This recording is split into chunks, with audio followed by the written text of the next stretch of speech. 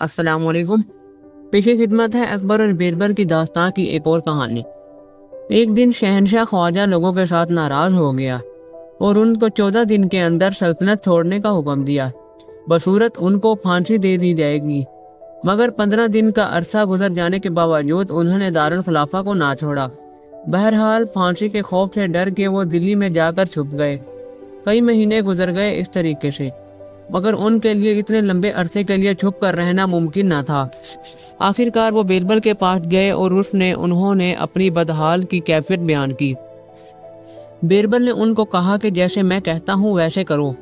वो अगले रोज हस्बे मामूल जब अकबर शहनशाह शहर के लिए निकला, उसने देखा कि तमाम ख्वाजे दरख्तों की टहनियों पर बैठे थे। शहनशाह बड़ा गजबनाक हुआ, मगर उस वक्त वो बड़ा हैरान भी हुआ। उसने पूछा कि तुम लोगों ने ताहाल दिल्ली को क्यों नहीं छोड़ा? तुमने शाही हुक्म की नाफरमानी की है, अब तुम सबको फांसी दे दी जाएगी। ख्वाजा ने दस्त बस्ता नरमी से अर्ज किया कि महाराज, इन तमाम दिनों में हमने दारुल खिलाफा दिल्ली छोड़ने की कोशिश की, मगर जहाँ कहीं हम गए हमने वहाँ आपकी सल्तनत को पाया और अब हमने फैसला किया कि ये दुनिया छोड़कर दोज़ख में जा कर रहे। शहनशाह उनके जवाब में इस कदर खुश हुआ कि उसने उनको माफ फरमा दिया और उनको दिल्ली में रहने की इजाज़त मरहमत फरमाई। एक दिन शहनशाह अकबर और बीरबल इकट्ठे शहर के लिए गए। सूरज गरूब होने पर बीरबल दरिया के किनारे बैठ गया और संधिया अदा की। हिंदुओं की एक इबादत का नाम है। शहनशाह बहुत मुतासिर हुआ था और उसने बीरबल से कहा कि बीरबल, मुझे बताओ कि तुम संधिया कैसे अदा करते हो? मुझे बहुत पसंद है और मैं भी अदा करना चाहता हूँ। बीरबल ने जवाब दिया कि आलिजा, सिर्फ बरहमन उसको अदा कर सकते हैं, दूसरे नहीं। शहनशाह अकबर ने कहा कि पहले मुझे बरहमन करें। बीरबल ने कहा कि नहीं महाराज, ये मुमकिन नहीं है। मगर शहनशाह ने बहुत इसरार किया, क्यों नहीं? मेरे कहने पर एक चीज मुमकिन है। बीरबल उलझन में था, मगर उसने कहा कि मुझे थोड़ा वक्त दरकार है। शहनशाह ने इत्तफाक किया, मगर चंद दिनों के बाद उसने बीरबल को वादा दिया, याद दिलाया। फिर बीरबल ने कुम्हार को बुलाया और उससे कहा कि कल रात तुम दरिया के किनारे पर आओ गधे के साथ और उसको खूब मिलकर खरखना करो। शहनशाह और मैं भी उस वक्त वहां आएंगे। जब वो पहुंचे कि तुम क्या कर रहे हो, तुमको कहना होगा कि मैं इस गधे को घोड़े में तब्दील कर रहा हूँ। उसके मुताबिक अगले रोज कुम्हार दरिया के किनारे पर आया, अपने गधे के साथ आया। उसने नहाना और अपने जानवरों को झाड़ना वगैरह शुरू किया। शहनशाह, जिसको ये अजीब मंजर देखने का मौका मिला, तो कुम्हार से पूछा कि तुम ये क्या कर रहे हो? कुम्हार ने कहा कि महाराज, मैं अपने गधा को घोड़े में तब्दील कर रहा हूँ। शहनशाह कहा मारकर हंसा और उसने बीरबल को कहा कि ये अरबी बेवकूफ़ मालूम होता है, क्या कोई गधे को उसी घोड़े में तब्दील कर सकता है? बीरबल ने कहा कि आलिजा, अगर कोई गधे को घोड़े में तब्दील नहीं कर सकता तो ये कैसे मुमकिन है कि मुसलमान को बरहमन में बदल दूं? शहनशाह कायल हो गया और उसने कहा कि बीरबल, तुम ठीक कहते हो। एक दिन अकबर शहनशाह ने बीरबल को कहा कि बीरबल, मेरे पास 2 ऐसे जानवर लाओ जो कि बहुत ज्यादा वफादारी का मादा रखते हो और दूसरा एहसान फरामोश और दगाबाज हो। इस मामले पर बीरबल ने काफी देर गहरी तौर पर सोचा और बाद अज़ां बीरबल एक कुत्ता और अपने दामाद को दरबार में लाया। उसने उनको शहनशाह के सामने पेश किया और कहा कि महाराज, मैं इन दोनों को आपकी ख्वाहिश के मुताबिक लाया हूँ। शहनशाह ने दरियाफ्त फरमाया कि बीरबल, अब वजाहत करो कि इनमें कौन वफादार है और कौन दगाबाज है। बीरबल ने जवाब दिया कि जहाँ पना, ये कुत्ता सिर्फ रोटी का टुकड़ा खाता है और फिर भी अपने मालिक का वफादार रहता है। अगरचे वो उसको मारे या घर से निकाले, वो अपने मालिक का वफादार रहता है और जब भी वो उसे बुलाता है फौरी तौर पर आता है। मगर उसके बरअक्स दामाद बिल्कुल एहसान फरामोश शख्स है। अगरचे आप उसको हर एक चीज दे दें, वो कभी मुतमईन नहीं होगा। जितना ज्यादा आप देते हैं वो मजीद तलब करना चाहता है। उसका सिर्फ ये ख्याल है कि वो सिर्फ अपने मुफाद के बारे में सोचता है, अगरचे उसके ससुर को सड़कों पर भीख के लिए जाना पड़े। शहनशाह बीरबल के जवाब से बहुत खुश था। उसने बीरबल के दामाद को मौत के घाट उतारने का मुहाफिज को हुक्म दिया और फिर उन्होंने उनको कुत्ते को बहुत सारा दूध देने का हुक्म दिया। बीरबल शहनशाह के अहकामात को सुनकर हका बका रह गया। उसने अर्ज किया कि जहाँ पना, मगर मेरा ये मकसद कतन ना था कि मेरा यही दामाद एहसान फरामोश शख्स है। मैंने तमाम दुनिया के दामादों के बारे में बात की थी, इसलिए मेरे सिर्फ दामाद को ही सजा देना नामुनासिब होगा। आप खुद भी तो किसी के दामाद हैं। शहनशाह ने अपनी गलती का एहसास किया और अपने अहकाम वापस ले लिए और बीरबल के दामाद को छोड़ दिया। एक दिन भेष बदलते फिरते हुए शहनशाह ने 2 आदमियों के दरमियान गुफ्तगू होते हुए सुना। ان میں ایک دوسرے سے کہہ رہا تھا کہ تم میری قدر نہیں سمجھ سکتے جب تک کہ مناسب وقت نہ آئے۔ اچانک اکبر شہنشاہ کے دماغ میں خیال پیدا ہوا کہ اس آدمی کی قدر و قیمت کا اندازہ ہو سکتا ہے تو میری قدر و قیمت کیا ہوگی۔ وہ محل میں واپس آیا اور اس نے دربار میں یہ سوال دریافت فرمایا کہ میری کیا قدر و قیمت ہے۔ دربار میں کوئی شہنشاہ کو کوئی جواب نہ دے سکا۔ آخرکار تمام نے بیربل کی طرف دیکھنا شروع کیا۔ بہرحال بیربل نے اطمینان سے عرض کیا کہ مہاراج صرف ایک زرگر ہی بتا سکتا ہے۔ فوری طور پر دارالخلافہ کے تمام سناروں کو دربار میں طلب کر لیا گیا۔ شہنشاہ نے یہی سوال ان سے کیا۔ وہ تمام شہنشاہ کا یہ سوال سن کر بڑے پریشان ہوئے۔ آخرکار ایک معمر زرگ آیا اور اس نے جواباً عرض کیا کہ مہاراج یہ بڑا مشکل کام ہے، ہمیں 8 دن کا وقت دیا جائے۔ اسی شام وہ اور تمام دوسرے زرگر بیربل کے پاس گئے اور اس سے اس معاملے کا حل تلاش کرنے کی درخواست کی۔ بیربل نے ان کو ہر ممکنہ امداد کی یقین دہانی کرائی۔ اس کے بعد ٹکسال گئے اور انہوں نے ایک بھاری اور بڑے سنہری سکے کا جو عام سکے سے بھاری اور بڑا ہو کا آرڈر دیا۔ جب وہ سکہ تیار ہو گیا اس نے تھیلے میں ڈالا۔ جب میں دوسرے 100 سونے کے سکے عام تھے، اس نے بیربل زرگوں کو بلایا اور ان کو دے دیے۔ اس نے اس کو یہ بھی بتایا کہ انہوں نے دربار میں اگلے دن کیا کرنا ہوگا۔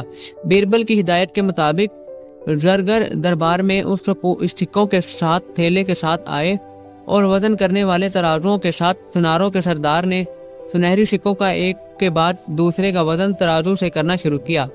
تب آخرکار اس نے سب سے بھاری سنہرے سکے کو اٹھایا اور اس کا وزن کیا اور عرض کیا کہ مہاراج یہ آپ کی قدر و قیمت ہے۔ شہنشاہ حیران تھا اور اس نے فرمایا کہ کیا ہوں میں، میری قدر صرف ایک سنہری سکہ ہے۔ پھر زرگر نے عرض کیا کہ ہاں علیجا، یہ سکہ منفرد ہے، بے مثال ہے، تمام دوسرے سکے ایک جیسے ہیں مگر یہ دوسرے سے مختلف ہے۔ اس طریقے سے آپ تمام افراد سے مختلف ہیں، بلکہ اس سکے کی طرح جس طرح اس کی قیمت دوسرے سکوں سے زیادہ ہے اس طرح آپ کی قدر و قیمت بھی باقی عام انسانوں سے زیادہ ہے۔ شہنشاہ زرگر کے چست جواب سے خوش ہو گیا۔ ایک دن شہنشاہ نے فرشتے اور ڈراؤنی چڑیل کو دیکھنے کے خیال کا اظہار فرمایا۔ اس نے اپنی اس خواہش کا اظہار بیربل سے کہا۔ اگلے روز بیربل دربار میں اپنی بیوی اور طائفہ کے ساتھ آیا۔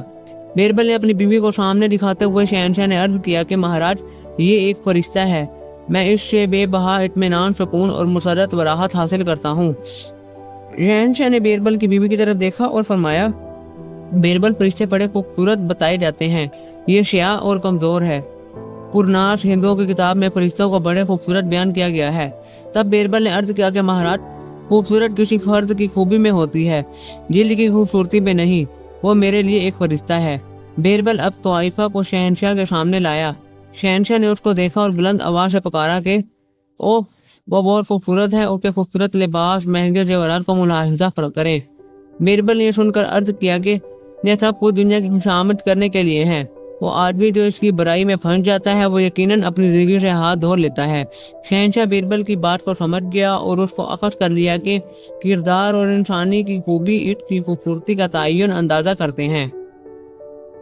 ایک مرتبہ ملکہ نے شہنشاہ اکبر سے کہا کہ میں آپ کے پیار کو تسلیم کر لوں گی اور تم میرے بھائی شیر خان کو وزیر بنا لو اور بیربل کو اس کی پوسٹ سے ہٹا دو۔ بہرحال بیربل شہنشاہ کا بڑا چہیتا تھا۔ شہنشاہ نے ملکہ کو سمجھانے کی کوشش کی مگر اپنے مطالبے پر مصر تھی۔ آخرکار شہنشاہ نے فیصلہ دیا کہ اچھا، میں تمہارے بھائی کے علم کا ٹیسٹ لوں گا اور اگر وہ کامیاب ہوا تو اس کو وزیر مقرر کر لوں گا۔ شام کے وقت شیر خان، ملکہ اور شہنشاہ بالکونی میں بیٹھے تھے۔ اس وقت انہوں نے بیل گاڑیوں کی گھنٹیوں کے آنے کی آواز سنی۔ شہنشاہ نے شیر خان سے فرمایا جاؤ اور معلوم کرو کہ بیل گاڑیاں کہاں جا رہی ہیں۔ شیر خان یہ دیکھنے کے لیے باہر گیا کہ بیل گاڑیوں کا کہاں کا رخ تھا۔ کچھ تھوڑی دیر کے بعد وہ آیا اور اس نے شہنشاہ سے عرض کیا کہ بیل گاڑیاں مغرب کی طرف جا رہی ہیں۔ شہنشاہ نے مزید فرمایا کہ کتنی بیل گاڑیاں تھیں۔ شیر خان دوبارہ گیا اور بیل گاڑیوں کو شمار کرنے کے بعد واپس آیا اور عرض کیا کہ عالیجا 100 بیل گاڑیاں ہیں۔ شیر خان نے فرمایا کہ بیل گاڑیوں پر کیا لادا گیا تھا۔ اب شیر خان تھک چکا تھا اور پریشان تھا کیونکہ بیل گاڑیوں کے لیے بار بار تفصیل کے لیے بھیجا جانا وہ تنگ آ چکا تھا۔ اسی وقت بیربل بھی آ گیا اور اس کے ساتھ بیٹھ گیا تو شہنشاہ نے اس سے فرمایا کہ بیربل جاؤ اور یہ معلوم کرو کہ ان بیل گاڑیوں پر کیا لدا ہوا ہے۔ بیربل یہ معلوم کرنے کے لیے گیا۔ شیر خان اس وقت بالکل ختم ہو چکا تھا، وہ وہاں خاموشی سے بیٹھا تھا۔ بیربل 2 گھنٹوں کے بعد لوٹا۔ شہنشاہ نے اس سے دریافت کیا کہ بیربل तुम्हारी रिपोर्ट क्या है? आलिजा 100 बैल गाड़ियां मगरिब की जानिब रवां थी। उन पर आला किस्म का चावल लादा गया था जो कि मार्केट नर्क से सस्ता था। मैंने वो सारा चावल खरीद लिया और उसमें खजांची को उसकी अदायगी करने के लिए कहने के लिए जा रहा हूँ। बीरबल वापस गया। मलका और शेर खां बड़े परेशान थे। शहनशाह ने मलका से फरमाया कि देखो, ये काम लाड से बिगाड़े हुए भाई के बस का नहीं है। इसके लिए अक्लमंद, तजर्बाकार और तरबत याफ्ता आदमी की जरूरत है। मलका का चेहरा परेशानी से सुर्ख हो गया। एक दिन शहनशाह का मिजाज बड़ा बिगड़ा हुआ था। उसकी वजह थी कि शहनशाह कई दिनों से अपनी शादीशुदा बेटियों से ना मिल सका था। इसलिए उसने दामाद को पैगाम भेजा कि वो उसकी बेटी को फौरी तौर पर महल में भेज दे, मगर अकबर के दामाद ने उसकी बेटी को भेजने से इनकार कर दिया। तो शहनशाह बड़ा गजबनाक हुआ। उसने बीरबल को बुलाया और फरमाया कि बीरबल, सल्तनत के तमाम दामादों के लिए फांसी के इंतजाम करें। बीरबल ने अर्ज किया कि आलिजा। फिर बीरबल ने जरूरी इंतजाम करने शुरू किए। उसने बहुत सी फांसियां सूलियां जमीन में गाड़ दी। फिर वो शहनशाह के पास आया और अर्ज किया कि आलिजा, दामादों को फांसी देने के तमाम इंतजाम मुकम्मल कर लिए गए हैं, मगर ये बेहतर होगा कि आप इन तमाम को खुद आकर मुलाहिजा फरमाएं। हाँ जरूर, शहनशाह ने जवाब दिया। आओ अब हम इसे ठीक करें। फिर शहनशाह और बीरबल इंतजामात देखने के लिए गए। शहनशाह इंतजामात के साथ बहुत खुश हुआ, मगर वो फांसी की आखिरी कतार को देखकर ज्यादा हैरान हुआ, क्योंकि वहाँ वो खसूसी फांसियां थीं। उनमें एक सोने की बनाई गई थी, दूसरी चांदी की बनाई गई थी। शहनशाह ने दरियाफ्त किया कि बीरबल, ये क्या है? वे दोनों फांसियां सोने और चांदी की कन के लिए हैं। बीरबल ने अर्ज किया कि आलिजा, सोने की फांसी आपके लिए है और चांदी की फांसी मेरे लिए है। शहनशाह ने बुलंद आवाज़ से फरमाया कि बीरबल, ये क्या बेहुदा बात है? हाँ, ये आलिजा हकीकत है। शहनशाह ने गुस्से से कहा कि तुम मुझे किस लिए फांसी दोगे? बीरबल ने अर्ज किया कि आपने मुझे हुक्म दिया है। शहनशाह ने हैरानगी से पूछा कि मैंने? बीरबल ने वजाहत की कि हाँ आलिजा, आपने सल्तनत के तमाम दामादों को फांसी देने का हुक्म दिया था। आप भी तो किसी शख्स के दामाद हैं, इसलिए मैंने ये खसूसी फांसी आपके लिए गाड़ दी है और अपने लिए भी। कल हम दामादों को फांसी देना शुरू करेंगे। शहनशाह बीरबल की यह बात सुनकर बड़ा परेशान हुआ। उसने महसूस किया कि इस कदर हमकाना हुक्म उसने दिया था। उसने फौरी तौर पर अपने हुक्म को वापस लेने का ऐलान कर दिया।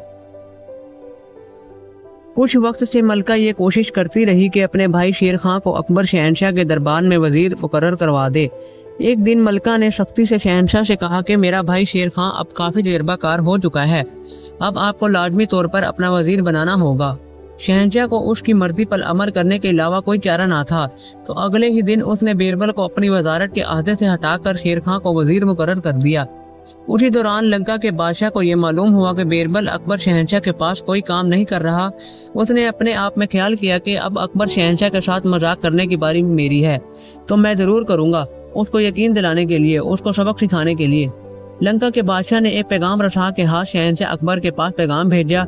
उस पैगाम में दर्ज था कि मुझे अकल भर बर्तन की जरूरत है, लिहाजा मेहरबान फरमाकर मुझे यकीन भेज दे जो ही मुमकिन हो। अगर तुम ना कर सको तो मैं भेजूंगा कि शहनशाह अकबर के पास मजीद अकल नहीं बच गई। शहनशाह अकबर ने पैगाम को वसूल करते हुए नए वजीर को कहा कि वो इसका एक काम को सरअंजाम दे। शेर खां बड़ा परेशान हो गया। उसने बहुत से आलिमों से मशवरा किया, मगर कोई फायदा मंद जवाब देने से कासी रहा। आखिरकार वो अपनी बहन के पास गया तो उसको अपनी पूरी दास्तान सुनाई कि ओह, मैं वजारत से अकता चुका हूँ। मलका फौरी तौर पर बीरबल के पास गई तो बीरबल ने कहा कि बेगम साहिबा, आपको फिक्रमंद होने की जरूरत नहीं। फिर बीरबल ने महल के बाग में चंद कद्दू के बीज उगाए। मुनासिब के दौरान कद्दू के पौधों को फूल लग गए और छोटे छोटे कद्दू लगने शुरू हो गए। फिर बीरबल ने कुम्हार को बुलाया और उसको कहा कि वो 6 बड़े बर्तन तंग मुंह वाले बता कर लाए। कुम्हार ने 6 ऐसे मुंह वाले बर्तन बनाए और बीरबल के पास लाया। बीरबल ने इन 6 बर्तनों में थोड़े थोड़े कद्दू के फल डाले और उनको जमीन में ही रख दिया। 1 महीना के बाद कद्दू अंदर बड़े हो गए और बर्तन का अंदर का हिस्सा फिर भर गया। बीरबल ने बर्तन के साथ उनको तोड़ लिया। इन बर्तनों को कद्दू के साथ उसने शहनशाह से अर्ज किया कि इन बर्तनों में एक बर्तन को मरासले के साथ लंका के बादशाह को भेज दें। शहनशाह ने मरासले में लिखा कि जैसा कि आपका मुतालबा था कि आप अकल का बर्तन भिजवा रहे हैं, बराह कराम उसको बर्तन के नुकसान के बगैर बाहर निकाल लें और बर्तन हमें वापस भेज दें। اگر یہ روانہ شدہ عقل کافی نہ ہو تو ہمیں مطلع کریں، ہمارے پاس مزید بھی مختلف اقسام میں ہے۔ جب لنکا کے بادشاہ نے یہ خط پڑھا تو فوری طور پر سمجھ گیا کہ تصور تو بیربل کا ہی ہے اور شیر خان کا نہیں ہے۔ جب ملکہ کو اس بات کا علم ہوا کہ لنکا کے بادشاہ سے کیا واقعہ ہوا ہے، اس نے فوری طور پر شہنشاہ کو مشورہ دیا کہ شیر خان کو وزارت سے الگ کر دیں اور کہا کہ صرف بیربل ہی وزیر بننے کے لائق ہے۔ ایک دن پنڈت اکبر شہنشاہ کے دربار میں آیا۔ وہ بہت سی سنہری کنگن یا بازو بند پہنے ہوئے تھا۔ وہ شہنشاہ کے لیے جھک کر آداب بجا لایا اور اس نے کہا کہ علی جا، میں نے بہت سے پنڈتوں کو مات دی ہے اور مختلف سلطنتوں کے عالموں کو بحث مباحثے کے یہ سنہری کنگن حاصل کیے ہیں۔ اب میں آپ کے دربار کے علماء کا بھی مقابلہ کرنا چاہتا ہوں۔ اگر میں جیت گیا تو آپ مجھے سنہری بازا کنگن انعام کے طور پر دیں، اور اگر میں ہار گیا تو یہ تمام کنگن آپ کے ہوں گے۔ شہنشاہ نے بڑے غور سے سنا اور پھر بیربل کو بلایا۔ بیربل پنڈت کے سامنے آ کر بحث کے لیے کھڑا ہو گیا۔ پنڈت کا پہلا سوال یہ تھا کہ عمومی طور پر ایک آدمی کا دماغ اس کے سر میں ہوتا ہے، مگر بعض اوقات وہ اپنی جگہ سے ہٹ جاتا ہے، اپنی جگہ چھوڑ دیتا ہے، ایسا کیوں ہوتا ہے؟ بیربل نے تھوڑی دیر سوچا اور کہا کہ جب ایک آدمی بڑا ہو جاتا ہے تو وہ پنڈت نے سوال کیا کہ شرم صرف آنکھوں میں آتی ہے، مگر بعض اوقات یہ اپنی جگہ بدل لیتی ہے، ایسا کیوں ہوتا ہے؟ بیربل نے جواب دیا کہ جب آدمی قابل شرم کاموں کا مظاہرہ کرتا ہے تو اس کی شرم جگہ چھوڑ دیتی ہے۔ پنڈت نے کہا کہ اب میرے تیسرے سوال کا جواب میں حوصلہ صرف انسان کے جسم میں واقع ہوتا ہے، مگر اکثر یہ جگہ چھوڑ جاتا ہے اور کسی جگہ چلا جاتا ہے، یہ کہاں واقع ہوتا ہے؟ بیربل نے جواب دیا کہ جب انسان کسی چیز سے خوف کھاتا ہے تو اس کا حوصلہ اور اہمیت اپنی اصلی جگہ چھوڑ دیتی ہیں۔ پھر پنڈت نے دریافت کیا کہ اب یہ آخری سوال ہے کہ طاقت انسان کے جسم میں واقع ہوتی ہے، مگر یہ کب چھوڑ جاتی ہے؟ بیربل نے جواب دیا کہ جب انسان بوڑھا ہو جاتا ہے تو ہمت اس کو شاہراہ بنا دیتی ہے۔ پنڈت کو بیربل کے سامنے عاقلانہ جوابات کی وجہ سے شکست کو تسلیم کرنا پڑا۔ اس نے اپنے تمام کنگن، تمغے وغیرہ دربار میں اتار دیے اور سلطنت سے روانہ ہو گیا۔ ایک دن ایک آدمی جس کا نام ویوے چند تھا، وہ دلی کے شہر میں مقیم تھا۔ وہ لوگوں کو دھوکہ دے کر رقم بٹورنے میں بڑا ماہر تھا۔ ایک مرتبہ ایک تاجر جس کا نام گوجر مل تھا، ویو نے چند کے ہاتھ میں پھنس گیا۔ ویوی چند نے بہت سی بری عادات اور نشہ آور ادویات کا عادی بنا دیا تھا۔ وہ اپنی دولت شراب اور نشہ آور ادویات سے اجڑا دیتا تھا۔ جلدی ہی گوجر مل بیمار ہو گیا اور کنگال ہو گیا۔ ویوک چند کا بھائی سوہن چند یہ سب کچھ جانتا تھا، اس لیے اس بات سے خوف کھاتے کہ سوہن چند روز دیا بدیر شہنشاہ کے دربار میں شکایت کر دے گا، ویوے چند نے اس سے نجات حاصل کرنے کا فیصلہ کیا۔ تو ایک دن ویوے چند نے سوہن چند کو لنچ پر مدعو کیا اور اس کے گھر سے ایک روبی ہیرا چوری کرنے کا الزام لگایا جس کی مالیت 20,000 روپے ہو۔ اس نے سوہن چند کے خلاف 4 آدمیوں کو دربار میں شہادت دینے کے لیے رشوت بھی دے کر تیار کیا۔ جب اس نے انصاف کے لیے اپیل کی تو بیربل نے تمام کو بلایا اور حقیقات شروع کی۔ بیربل نے پہلے گواہ کو عدالت میں بلایا، وہ موچی تھا۔ بیربل نے اس سے دریافت کیا کہ روبی ہیرے کا کیا سائز تھا، مجھے بتائیں۔ موچی نے اپنی زندگی بھر روبی ہیرا نہیں دیکھا تھا۔ اس نے کہا کہ مہاراج، روبی چمکدار اور میرے جوتے کی طرح بڑا تھا۔ بیربل اس کے جواب پہ مسکرایا، پھر اس نے دوسرے گواہ کی عدالت میں بلایا۔ دوسرا گواہ درزی تھا۔ بیربل نے اس سے دریافت کیا کہ آپ مجھے بتائیں کہ کتنا بڑا روبی ہیرا تھا جو چوری کیا گیا تھا۔ درزی کے ذہن میں روبی کا کوئی تصور نہ تھا کہ وہ کس قسم کا ہوتا ہے۔ اس نے تھوڑی دیر سوچا اور کہا کہ مہاراج، وہ نیلے رنگ کا تھا اور تکلے کے سائز کا تھا۔ اب بیربل کو واضح تھا کہ یہ تمام گواہ جعلی ہیں۔ پھر اس نے تیسرے گواہ کو طلب کیا، وہ حجام تھا۔ جب بیربل نے حجام کو روبی کے سائز کے بارے میں سوال کیا تو وہ بالکل پریشان ہو گیا۔ تو اس نے کہا کہ مہاراج، روبی اتنا بڑا تھا جتنا کہ میرا سر۔ بیربل مسکرایا اور چوتھے گواہ کو طلب کیا اور وہ لوہار تھا۔ جب اس سے یہ سوال کیا گیا کہ وہ بتائے کہ روبی کا سائز کیا تھا جو کہ چوری ہوا تھا، اس نے جواب دیا کہ مہاراج، روبی اتنا بڑا تھا جتنا کہ میرا سر۔ یہ سنتے ہی بیربل اپنی ہنسی کو قابو میں نہ رکھ سکا۔ اس نے ان 4 گواہوں کو سازش کی اور ان کو 10-10 کوڑوں کی ہر ایک کو سزا دی۔ اس نے ان کو دھمکی دی کہ یا تم سچ بولو یا مزید سزا بھگتو۔ 4 گواہ ڈر گئے اور انہوں نے اپنے جرم کا اقبال کر لیا۔ انہوں نے کہا کہ انہوں نے کبھی بھی اپنی زندگی بھر میں روبی ہیرا نہیں دیکھا۔ ان کو ویوک چند نے سوہن چند کے خلاف جھوٹی گواہی دینے کے لیے رشوت دی گئی تھی۔ اس کے مطابق سوہن چند کو باعزت طور پر گھر بھیج دیا گیا اور ویوک چند کو جیل میں قید کر دیا گیا۔ نتیجہ برائی کا بدلہ برائی۔ ایک دفعہ حسب معمول بیربل اور شہنشاہ باتیں کر رہے تھے تو شہنشاہ نے فرمایا کہ بیربل، وہ کیا ہے جو زیادہ عزیز ہے ہر انسان کو؟ بیربل نے عرض کیا کہ عالیجا، زندگی بہت پیاری ہے ہر ایک انسان کو اور ہر دی روح کو۔ شہنشاہ نے فرمایا کہ تم اسے ثابت کر سکتے ہو؟ بیربل نے عرض کیا کہ ہاں، میں ثابت کر سکتا ہوں۔ چند دنوں کے بعد بیربل ایک بندر کا چھوٹا بچہ اس کی ماں کے ساتھ دربار میں لایا۔ محل کے باغ کے درمیان میں ایک بڑا تالاب تھا۔ بیربل نے نوکروں کو یہ تالاب خالی کرنے کا حکم دیا۔ اس نے تالاب کے درمیان میں ایک بڑا پول نصب کرنے کے لیے کہا۔ اس کے بعد اس نے بندر اور اس کے بچے کو تالاب میں چھوڑ دیا۔ اس کے بعد نوکروں کو تالاب کو آہستہ سے پانی سے بھر دینے کے لیے کہا۔ شہنشاہ اس سارے عمل کو بڑی شوق دلچسپی سے دیکھ رہا تھا۔ یوں ہی تالاب میں پانی کی سطح بلند ہونی شروع ہوئی تو بندر پول پر چڑھ گیا اپنے بچے کے ساتھ، جو کہ اس کے جسم کے ساتھ چمٹا ہوا تھا۔ آخرکار پانی کی سطح اتنی بلند ہو گئی کہ یہ بندر کی چھاتی تک پہنچ گئی تو بندر نے اپنے بچوں کو اپنے ہاتھوں میں اوپر اٹھا لیا اور حفاظت کی خاطر پول کے اوپر کھڑا ہو گیا۔ شہنشاہ نے یہ سب کچھ مشاہدہ کیا اور بلند آواز سے فرمایا کہ دیکھو بیربل، وہ کس طرح اپنے بچے کو بچانے کی کوشش کر رہا ہے۔ اس کا مطلب ہے کہ اس کا بچہ اس کی اپنی زندگی سے بھی زیادہ عزیز ہے۔ اسی دوران پانی کی سطح اس کی گردن تک پہنچ گئی۔ پانی نے اس کے ناک اور کانوں میں جانا شروع کر دیا۔ یہ ظاہر ہوا گویا کہ وہ ڈوب جائے گا۔ بندر نے تھوڑی دیر ارد گرد دیکھا، پھر اس نے اپنے بچے کو اپنے پاؤں دبا کر وہ اپنے بچے کے اوپر کھڑا ہو گیا اور پانی سے باہر نکلنے کی کوشش کرنے لگا۔ اب دیکھیے عالیجا، اپنی جان بچانے کے لیے وہ اپنے بچے کی جان کی بھی پرواہ نہیں کر رہا۔ اس نے اپنے بچے کو اپنے پاؤں کے نیچے دے دیا اور اپنی جان بچائی۔ کیا یہ ثابت نہیں ہوتا کہ ہر ایک کو سب سے عزیز اپنی جان ہے؟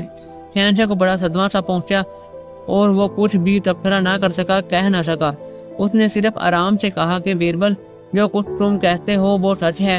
زندگی تمام سب سے عزیز ہے۔ بیربل مسکرا دیا اور نوکروں کو تالاب سے پانی نکالنے کا حکم دیا تاکہ بندر اور اس کے بچے کو بچایا جا سکے۔ ایک دفعہ شہنشاہ کی عدالت کا قاضی، جو کہ بیربل کی شہرت کا حاصل تھا، اس نے نجات پانے کا فیصلہ کیا۔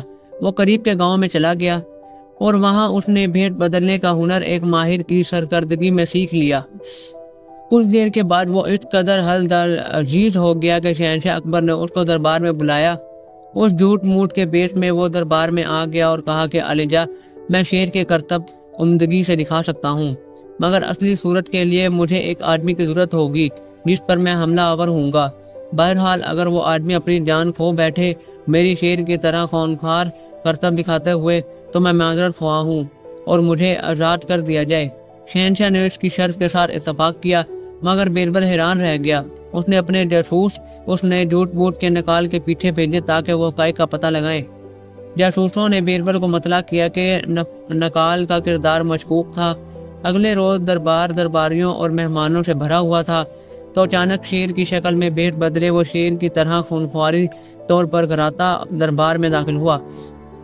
اس نکال نے خونخوار شیر کا عمل اس قدر خوبصورتی سے انجام دیا کہ بعض درباری ڈر کے مارے مر گئے۔ کچھ دیر کے لیے یہ نکال دربار کے ارد گرد پھرتا رہا اور پھر اچانک بیربل پر جھپٹا۔ بیربل نے بھی بے بنیاد خوف کا مظاہرہ کیا اور زور سے چیخ ماری۔ بہرحال نکال نے بیربل کے جسم پر اپنے مصنوعی پنجوں سے مضبوطی سے گرفت لینی شروع کی۔ بیربل کے کپڑے پھٹ گئے، مگر چونکہ بیربل نے لوہے کی ذرا پختہ پہنی ہوئی تھی جس کی وجہ سے وہ نکال اس کو زخمی نہ کر سکا۔ شہنشاہ نکال کے خوفناک کرتب سے بہت خوش ہو رہا تھا۔ اس نے بیربل سے فرمایا کہ بیربل، نکال کو دیکھنے کا بہتر تجربہ ہے دوسرے کی نسبت دربار میں، تم مجھے بتاؤ کہ اس کو کیا انعام دے۔ عالیجا، اس کا کرتب مثالی تھا، اس لیے کوئی انعام کافی نہیں ہوگا کیونکہ یہ بلا شرکت غیر اس کا کرتب تھا، یعنی اس نے یہ کرتب اکیلے میں دکھایا، کوئی اس کے ساتھ نہ تھا۔ پھر بھی اگر نکال سستی کا کردار ادا کرتا اور اچھا کردار ہوتا تو میں آپ سے اس کے دربار میں سینئر وزیر مقرر کرنے کی درخواست کرتا۔ قاضی بڑا خوش تھا۔ اس نے خیال کیا کہ اس کے لیے سستی کا کردار ادا کرنا بڑا آسان ہے، پھر اس کے بعد وہ وزیر بن جاتا ہے تو اس کا خواب بیربل کو نیچے دکھانے کے لیے بہت آسان ہو جائے گا۔ اگلے دن وہ نکال ساسی کے بھیس میں آیا، اپنے مردہ خاوند کی چتا میں داخل ہونے کے لیے دراز بال پھیلائے۔ اپنے چہرے پر بندھیا تلک لگائے ہوئے، شادی کے زیورات اپنی گردن میں لگائے ہوئے آہستگی سے چلتے ہوئے آیا۔ وہ شستہ کی طرف نظر آتا تھا۔ دربار میں ہر حاضر اس نقلی بھیس کو دیکھ کر بہت متاثر ہوا، مگر بیربل نے کہا کہ عالیجا اپنی کال اصلی چلتی چتا میں نہ بیٹھے، اس وقت تک یہ کردار نامکمل اور نقلی ہے۔ دیکھیے، میں نے قریب ہی چتا کا بھی انتظام کیا ہے۔ قاضی جان کر ڈر گیا کہ چتا اس نے تیار کر رکھی ہے، لیکن اگر وہ ناکام ہو گیا تو شہنشاہ اس کو سخت سزا دے گا۔ اس نے اپنے آپ میں خیال کیا کہ اب موت کا مقابلہ کرنا عزت کے ساتھ بہتر ہے کہ بعد میں شرم کی زندگی جینے سے۔ وہ چتا پر چڑھ گیا اور جل کے راکھ ہو گیا۔ شہنشاہ بیربل سے بڑا ناراض ہوا اور اس نے فرمایا کہ بیربل، تم نے کیا کیا؟ پھر بیربل نے شہنشاہ سے اس نکال کی اصل صورتحال کی وضاحت کی اور کہا کہ عالیجا، اس کی نقل کو اصلی رنگ دینے کے لیے اگر وہ مجھے مار دیتا تو آپ پھر خوش ہو جاتے۔ شہنشاہ نے بیربل کی ذہانت کی تعریف کی۔ بیربل کی چالاکی اور عقل کی شہرت ساری دنیا میں پھیل چکی تھی۔ اب شاہ ایران نے اس کے بارے میں سنا تو اس نے بیربل کی عقل اور ذہانت کی آزمائش کرنے کا خیال کیا۔ اس لیے اس نے 3 مجسمے جو کہ واضح شکل، سائز اور رنگ کے تھے اکبر شہنشاہ کو بھیجے، اس پیغام کے ساتھ کہ یہ 3 مجسمے نمایاں ہیں، ان کی شناخت کی آزمائش ہے۔ بہترین وہ ہے جو ہر لحاظ سے اچھا ہے، اور وہ جو بدترین ہے براہ کرم ان کے درجات کے مطابق شناخت کریں اور مجھے سلپ کے ساتھ واپس روانہ کریں۔ اس کا مقام درجہ کی وضاحت کرتے ہوئے، ناکامی کی صورت میں اس مقابلے میں تمہیں اپنی شکست کو تسلیم کرنا ہوگا۔ یقیناً یہ چیلنج تھا۔ مجسمے بڑے حیران کن تھے، ہر لحاظ سے اور ہر باریک تفصیل کے لحاظ سے۔ اب ان میں سے بہترین کا تلاش کرنا اور کون سی بدترین تقریباً ناممکن تھا۔ تمام درباری بالکل پریشان تھے۔ شہنشاہ خود بھی بڑا فکر مند تھا۔ آخرکار بیربل کو شہنشاہ نے بلایا اور اس عجیب پیغام کے بارے میں اس کو آگاہ کیا۔ بیربل نے مجسموں کا معائنہ کیا اور عرض کیا کہ عالیجا، میں کل جواب دوں گا۔ اگلے دن بیربل 3 سلپوں کے ساتھ آیا جو کہ بہترین، مناسب اور بدترین پڑھی گئیں۔ شہنشاہ بالکل خوش تھا اور دریافت کیا کہ مجھے بتاؤ کہ تم نے کیسے بہترین، مناسب اور بدترین تینوں کی تلاش کی۔ بیربل نے وضاحت کی کہ عالیجا، میں نے غور سے 3 مجسموں کا معائنہ کیا تو مجھے معلوم ہوا کہ ہر مجسمے میں ایک چھوٹا سا معمولی سوراخ ہے، دائیں کان کے اندر کی طرف۔